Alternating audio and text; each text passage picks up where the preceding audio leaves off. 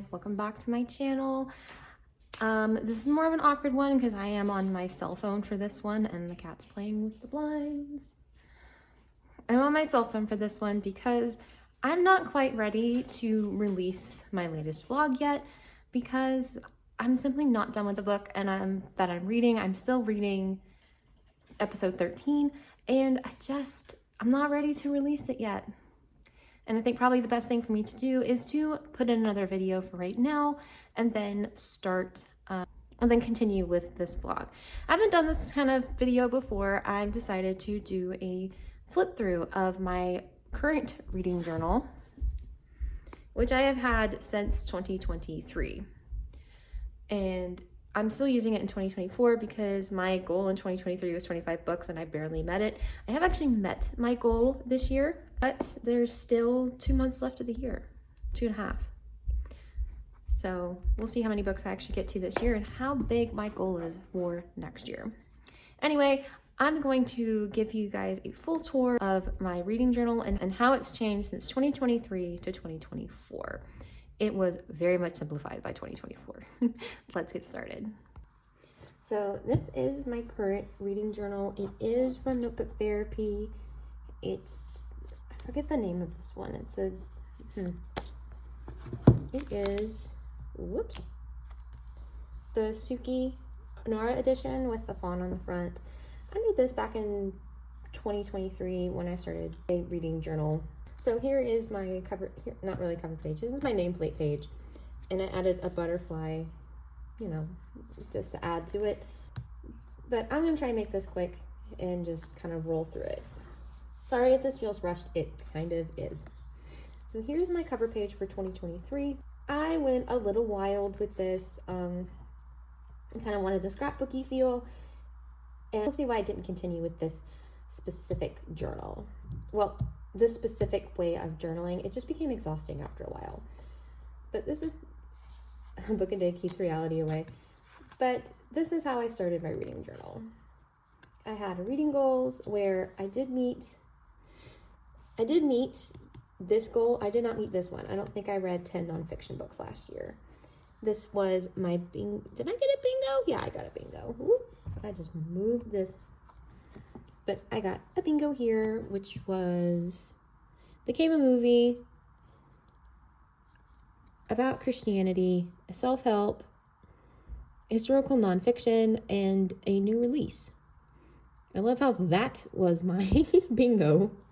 And when I didn't read a thriller, I didn't get into those until this year, so I was a scaredy cat. Anyway, this was my bookshelf. I had 3 left by the end of the year. And I did not stick to my TBR at all, and you can tell. I also didn't stick with this, my reading tracker. There were days I just didn't read, and it's like, I'm not keeping up with that.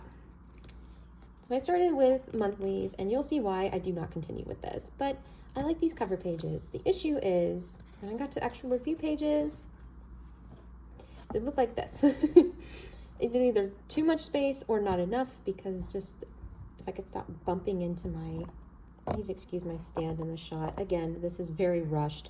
I kind of like this initially. I could write down my thoughts. The issue is half the time I had too much room and not enough thoughts about the book, and that became an issue. Obviously, I have my obsession with orcas, and that's still made evident through my first 2 reads of 2023. And then those are the only 2 books I read in January. And this is cluttered and insane. I was trying to go for like a vintage botanical look. I'm not sure that's what I achieved. I feel like I just achieved a cluttered mess.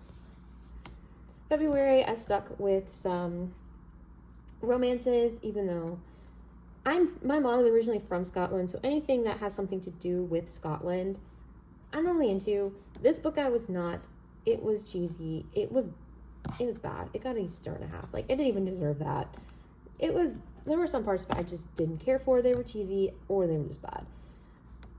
Meant to Be, this one actually came out in like 2012. It's actually a comfort read for me. I read this one several times and it still holds up. A good 4-star for me. It's a YA romance. Basically, two kids are in the same class and they go on a class trip to London, and high school shenanigans happen. I think it's super cute. Anyway. And then I did The Case for a Creator by Lee Strobel, which I also gave 4 stars. I like Lee Strobel, and I do appreciate that this specific book is not an argument on whether or not the earth is old or new. It's just an argument on whether or not there was a creator. And in March, I read one book, Pirate Queens. I had an obsession with pirates in the summer of like 2022. So anything pirates I can get a hold of, I still have a few books. But this is the one I read. I give it 4.5. It's about Anne Bonny. It's a historical account of Anne Bonny and Mary Read, and it was a very cool, it was an interesting nonfiction read. And then skip straight to April, where I read Revenge, Meghan, Harry, and the War Between the Windsors by Tom Baker. I don't know why I didn't put genre as nonfiction. That's just what this is. I gave it 4 stars, but honestly, this drama is now completely boring to me. So there's not a lot of this going on in for 2024.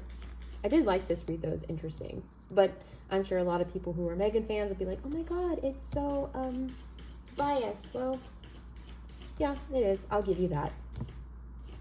Geekerella was the next one for March. I tried to read this, and I don't know why I ever stopped. And then I reread it through audiobook, and now I understand why I stopped. I don't like this book. This is Geekerella by Ashley Poston. Yes, it's a Cinderella novel, but I did find the protagonist incredibly whiny. Like, I liked Sage. Sage was my favorite character in this book. And the main character, I don't remember her name, Danielle, she was too whiny to me. I did not care for this book. And I did not continue with the series. Sorry, Ashley Poston. This is also when I finished For the Wolf. I gave this a 5-star. Whoops. It took me forever to finish this book because I started reading this in January. And it took me forever to finish. I still have not finished its sequel.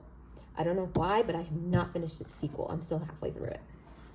But I enjoyed this one. Basically, there's the second born has to go into the wildwood to the wolf, and it's not exactly what Red is expecting. I'll put it that way.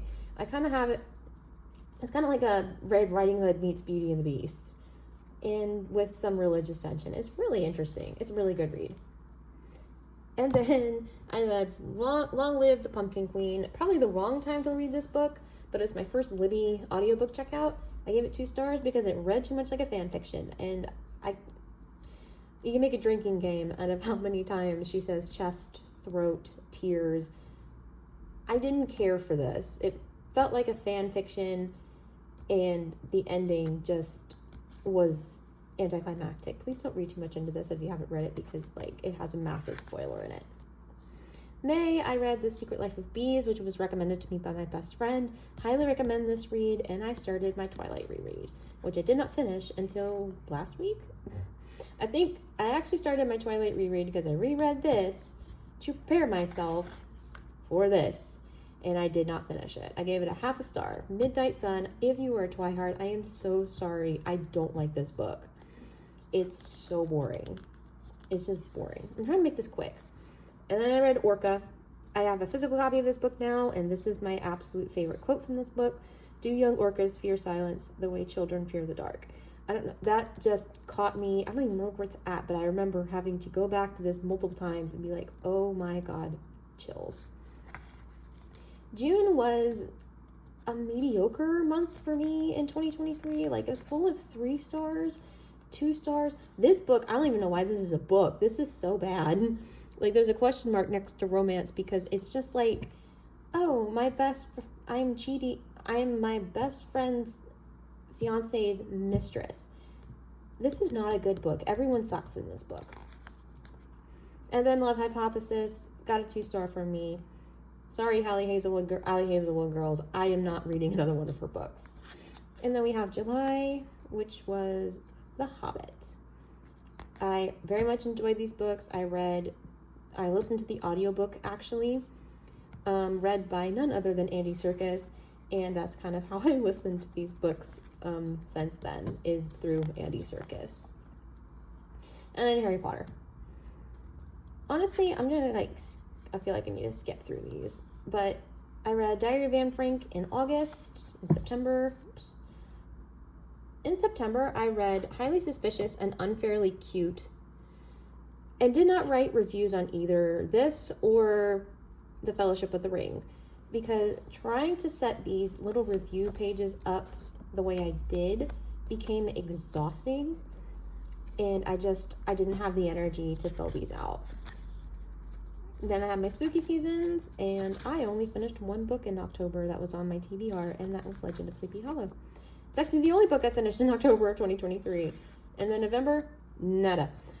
I did try to read Dracula and The Phantom of the Opera in 2023. I just didn't finish either. I was in a mood where I just did not want to read, and this resulted in not even finishing anything in November. And then in December, I changed up my review process. I did not finish this book, but it's here. I'm still halfway through. I'll probably finish it this year. And I read a couple of... Oh my goodness, this is so bad. This is so wobbly. Okay. I read a classic, of course, gave it 4 stars. And then I read Letters from Father Christmas by J.R.R. Tolkien because I just finished The Hobbit. This book is so cute. It's basically letters written from Santa to his children until they aged out. And it's just so sweet. I wanted to cry. It's only 2 hours long. I wanted to cry at the end of this book. It was so cute. And of course, I read a Debbie Makeover book, which I normally do around Christmas. And I don't know what it was, but Dashing Through the Snow was not the book for me. And my reflections page that didn't fill out. So that's 2023. So 2024, I seriously simplified. Yes, I have like the scrapbooky cover here, but I really just used the Notebook Therapy Light Academia washi tape and stickers to create this. So these are my reading goals. My goal was 30. I have read 31 books. Home is Where the Bodies Are is the last one I finished. It's right here. Here's my little bookshelf that has like 60 books on it, even though my goal was 30. I'm glad I put extra room. And these 6 squares were initially an accident. They were a miscount. But I don't mind them being there because now I have more to fill out. I have a fiction TBR and a nonfiction TBR. You can tell I'm still not quite keeping up with these, but I've read 31 books this year, so I'm not mad. These are recommendations either by Goodreads, a friend, or my cousin for Stranger in a Strange Land. Like this is I've heard of this book. I don't know how I feel about that. My DNF page, I have DNF'd 4 books this year. The Real Lolita. This one lags on. Like, it's not good. It's very interesting, and then it starts to lag. Spare by Prince Harry. I could not finish it. And then the London Seance Society. I don't know what happened. I enjoyed The Lost Apothecary, but I couldn't get past 10 pages of the London Seance Society. And I think it was just the subject matter. It just bothered me. And then Never Whistle at Night, I tried. It's the indigenous dark fantasy. There were some scenes that really needed a trigger warning, especially in like the 3rd story. And I was like, I'm not reading the rest of this. This makes me uncomfortable. These are all the books I have read this year. Here is number 31 here. Home is Where the Bodies Are. And all of their ratings. I will probably edit this one next year to include the author because I have so much room here. I have so much more room than I thought I did. Excuse me. It's got the date, the title, and then the rating. I'll probably change it so it has the author next time. But it's on the 2nd page. Y'all have no idea how happy this page makes me. And then I have a series tracker. I have finished The Lord of the Rings. Emily Wilde's 3rd book is coming out in February 2025. Again, I haven't finished War of the Throne, and I haven't started Once Upon a Broken Heart. But maybe that's a November read. Maybe that's just a January read. I don't know. Maybe that's an after Christmas. I have some quotes here, including Do Orcas Fear Silence Away Young Children from the Dark from Orca, just as an example originally. Then there's this one from Trust of the Emerald Sea, and then Of Orchids and Men. And here's where my reviews start. This just became easier for me to keep track of, honestly. The pictures are all from my, The pictures are all from my HP little mini printer. Really, I just print a collage of like 4 of these, so they're all the same size. I did reread Meant to Be again this year. I don't know why. I just did. Like, I was in a reading slump, so I just picked it up. I just realized I read that 2 years in a row. Whoops. I'm still into, like, some royal drama and then fell off. This book is a really good one, but it's very hard to read. But this was just easier for me to keep up with this year. Continued my Twilight read. I read my first Brandon Sanderson book. I read The Legend of Sleepy Hollow way too early. Excuse me. Couldn't put this one down. This one was really long. I got this one from the library. Liked it so much I got my own copy. This was just easier for me to keep track of what I had been reading. And honestly, the more I look at this, the more it's like, there's no way I've reached my goal. But yeah, I've reached my goal. Here are some of my Summerween picks, because the next one is my Summerween spread, which is not that impressive, but it was a cute little spread and it was an idea I did not keep. I'm probably not going to do this again. And then there's the rest of my Summerween, and then I realized, oh, I actually like mysteries and thrillers, so I read Five Survive, If We Were Villains, I'm Sorry, this one got a 3-star, and Hidden Pictures, along with finally getting a hold of Emily Wilde. And here are the other books. I haven't put these together yet because I still need to read one more book in order to do that. And I need to put together this page. So that is basically it. That is my reading journal. I went from super crazy,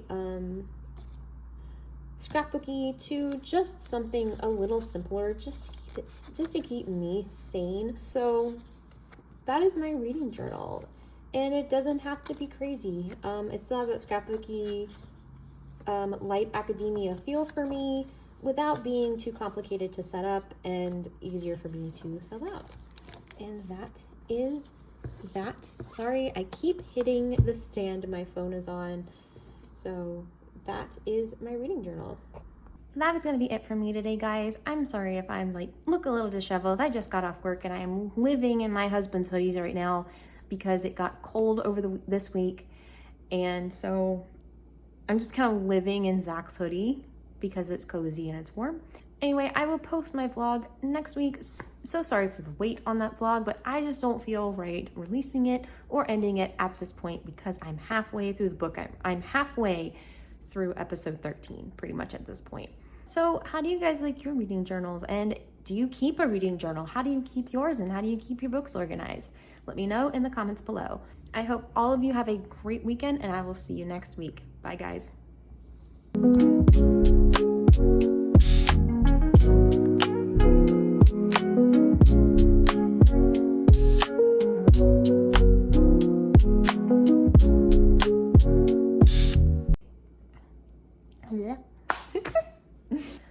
This is angled so weird. You guys have a great weekend.